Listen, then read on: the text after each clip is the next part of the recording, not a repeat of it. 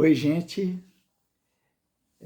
Nós terminamos recentemente o estudo do livro Ação e Reação, do espírito André Luiz, e no capítulo 19 do citado livro, o instrutor Druso faz menção às dores pelas quais nós passamos na vida. E ele menciona 3 qualidades de dores que nós enfrentamos: a dor expiação, a dor evolução e também a dor auxílio. E ele faz uma abordagem bem interessante a respeito do significado de cada uma delas. E nós vamos reproduzir aqui para a gente ver se entendemos bem o que ele está dizendo, né?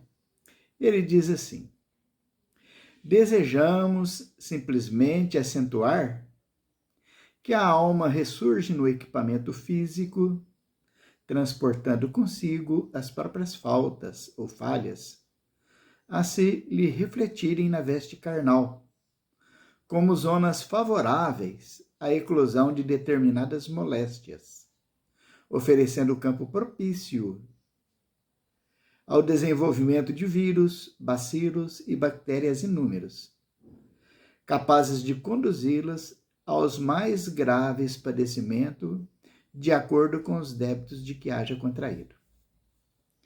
Isso aí é bem entendido por nós, os espíritas, aqueles que estudamos de uma forma sistemática, porque a gente compreende que todos os nossos erros ou acertos, ou seja, todas as nossas ações na vida, elas ficam gravadas no nosso perispírito.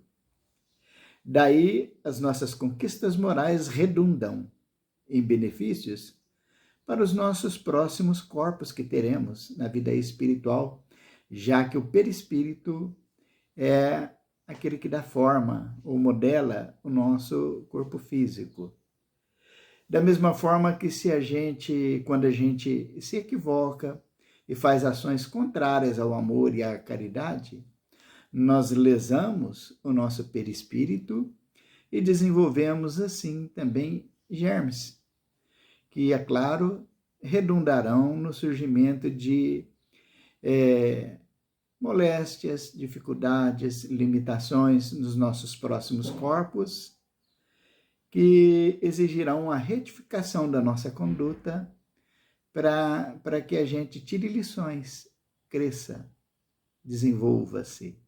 Essas dores são qualificadas pelo instrutor Druso como dores expiações, que nós entendemos bem.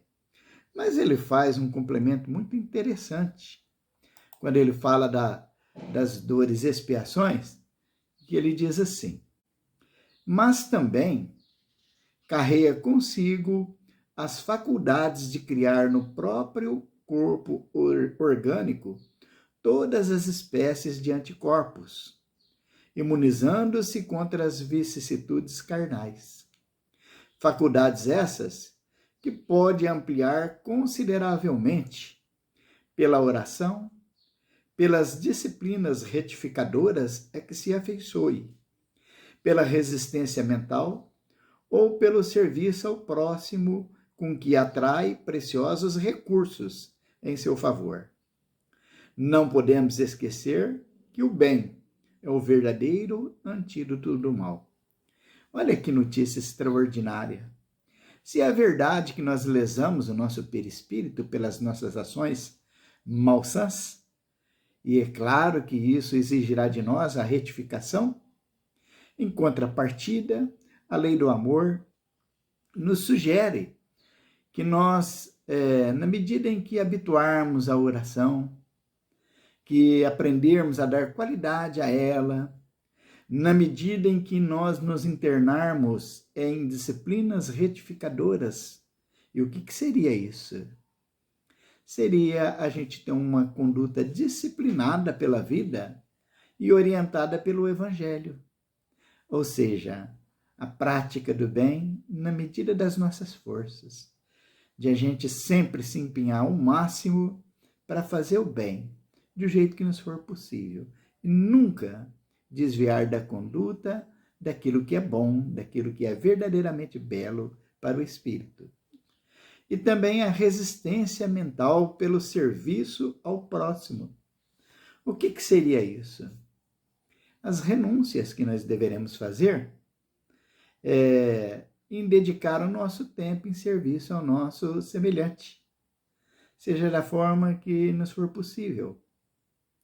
É a gente, de vez em quando, passar uma noite com um enfermo num hospital, é visitarmos a periferia e entendermos o sofrimento das famílias carentes, é a gente ouvir aquele aflito, aquele desesperado, e, na medida do possível, também passar conselhos, né? Dedicar o nosso tempo ao nosso próximo. Ações dessa natureza, envolvendo a oração, as disciplinas retificadoras e o serviço ao próximo, isso desenvolve em nós preciosos recursos que desenvolve anticorpos de toda a espécie, e assim nós vamos de encontro ao que disse Jesus quando nos ensinou que o amor cobre a multidão de pecados, né? E o Druso termina dizendo que a gente não pode esquecer que o bem é o antídoto do mal. Dessa forma, se todos nós carreamos conosco dores, expiações, em contrapartida, nós podemos minorar ou eliminá-las pela prática do bem. Muito bem, mas ele nos fala da tal de dor evolução ainda, né? O que seria essa dor evolução? Ele fala que todos os reinos da natureza, todos os seres que compõem o reino da natureza, o reino mineral, o vegetal e o animal, sofrem dores para o seu próprio desenvolvimento. Então, o diamante, para que ele chegue naquela beleza toda, ele passa por um processo dolorido, né? De quebra, de cortes, de burilação, até que ele chegue naquele auge de beleza. Os animais, a mesma coisa, estão submetidos a dores e dificuldades que fazem parte do contexto da vida animal, assim como os seres humanos também. Por exemplo, nós estamos num planeta em que ora é um calor excessivo, ora é um frio excessivo, são as dificuldades de toda ordem, a necessidade de convivermos com pessoas de toda espécie que nos fazem sofrer. As dificuldades que temos de relacionamento de uns para com os outros, né? Isso Druso chama de dores que vêm de fora para dentro e que não são provocadas por nós. É o meio em que estamos vivendo, que faz parte do nosso processo evolutivo e que burilam o nosso ser espiritual. E a esse tipo de dor ele chamou de dor evolução. Ou seja, todos os seres, animados e inanimados, passamos pela dor evolução necessária ao nosso desenvolvimento. Mas o que nos surpreende é ouvir ele dizer da tal dor auxílio, né? Vamos ver o que ele fala a respeito da dor auxílio. Ele fala assim: a dor é ingrediente dos mais importantes na economia da vida em expansão. O ferro sob o malho, a semente na cova, o animal em sacrifício, tanto quanto a criança chorando, irresponsável ou semiconsciente, para desenvolver os próprios órgãos sofrem a dor evolução, que atua de fora para dentro, aprimorando o ser, sem a qual não existiria progresso. Em nosso estudo, porém, analisamos a dor expiação, que vem de dentro para fora, marcando a criatura no caminho dos séculos detendo-a em complicados labirintos de aflição, para regenerá-la perante a justiça. É muito diferente. Então, antes da gente comentar sobre a dor auxílio, resumindo aquilo que tínhamos comentado, é o Druso falando aqui para nós, que a dor evolução é aquela que todos estamos submetidos, todos os seres estão submetidos, para que a gente cresça, desenvolva-se e enfrentamos dores que vêm de fora para dentro. A dor, expiação, é diferente, é aquela que nós criamos pelas nossas próprias ações, que exigirão a retificação e elas surgem de dentro para fora. E o amor de Deus por nós é mesmo incondicional. Ele nos dá meios de, pelas nossas ações, em nome do amor e da caridade, do perdão das ofensas, a gente desenvolva anticorpos e eliminando muitas dores, pagando pelo amor aquilo que deveríamos resgatar pela dor, né? Vamos prosseguir aqui os comentários que o Druso faz a respeito da dor auxílio. Às vezes, interessamo-nos vivamente pela sublimação do próximo, olvidando a melhoria de nós mesmos. Olha só que interessante, né? Ele está dizendo assim que às vezes a gente até se doa pelo próximo, e isso é caridade, né? Mas a gente não pode esquecer de trabalhar a nossa própria melhoria, né? Continuando.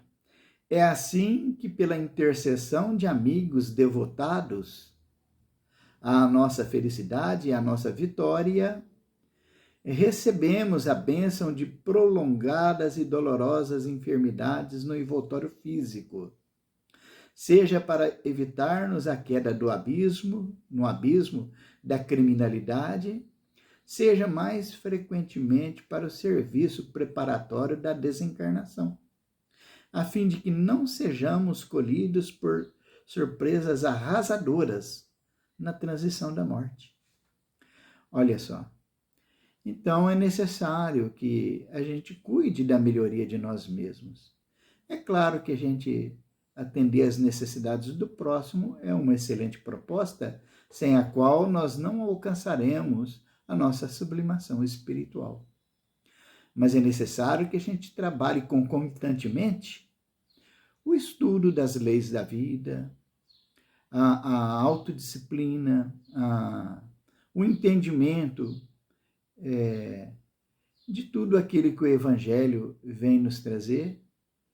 E isso é trabalhar a nossa melhoria, é melhorarmos-nos internamente através dos nossos pensamentos, para que isso resulte em sentimentos mais sublimados.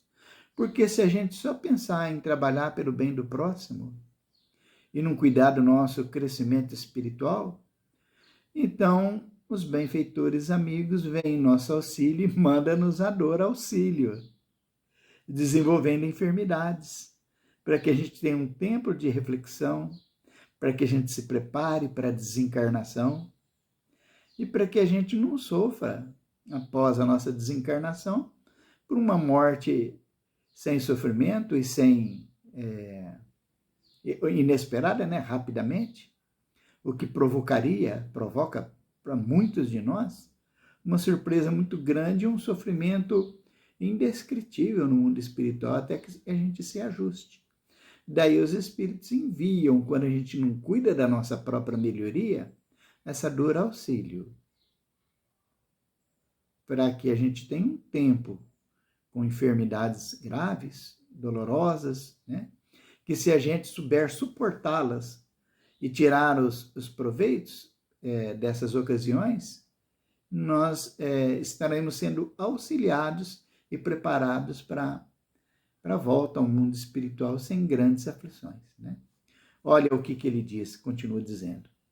O infarte, a trombose, a hemiplegia, o câncer penosamente suportado, a senilidade prematura e outras calamidades da vida orgânica constituem, por vezes, dores auxílios, para que a alma se recupere de certos enganos, sem que haja incorrido na existência do corpo denso, habilitando-se através de longas reflexões e benéficas disciplinas para o ingresso respeitável na vida espiritual. Então é bastante interessante, né?